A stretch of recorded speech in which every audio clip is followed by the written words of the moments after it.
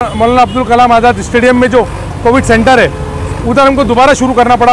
Remdesivir injection के ऊपर ध्यान देना पड़ा। मुमरा कौसा के सभी मुख्य कामों को बहुत जल्द हम पूरा करने वाले।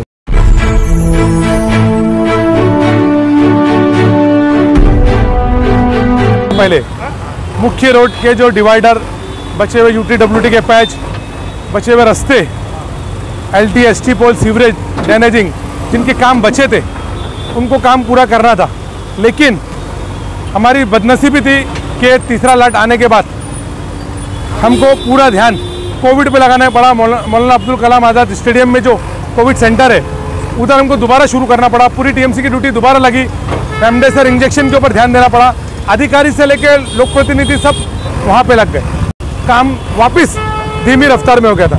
लेकिन डॉक्टर जितेंद्र अवार्ड जी के आदेश के बाद कल हमने सभी TMC के अधिकारियों की, प्रमुख लोगों की मीटिंग ली, जिसमें आयरे साहब, सालुंके साहब, गोसावी साहब, गुप्ता साहब, सभी डिपार्टमेंट के हेड ऑफ द डिपार्टमेंट वहाँ मौजूद थे।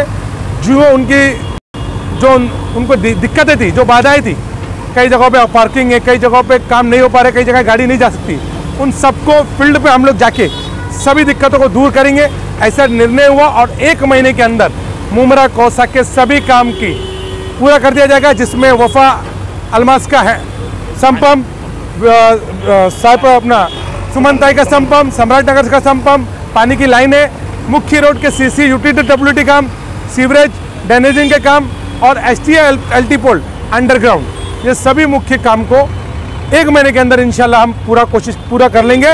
और डिवाइडर, मुख्य रोड का डिवाइडर, ऐसा हमने संकल्प लिया है हमारे TMC के अधिकारी और हमारे सभी साथी और हमारे सभी नगरसों के साथ मिलकर। इंशाल्लाह ताला जितेंद्र अवार्ड जी के मार्गदर्शन में, शमीम खान जी, सैयद अली भाई, ये सभी को साथ लेके मुमरा कौसा के सभी मुख्य कामों को बहुत जल्द हम पूरा करने वाले। सवेरा न्यूज नेटवर्क को लाइक करें, सब्सक्राइब करें और बेल आइकन दबाना ना भूलें।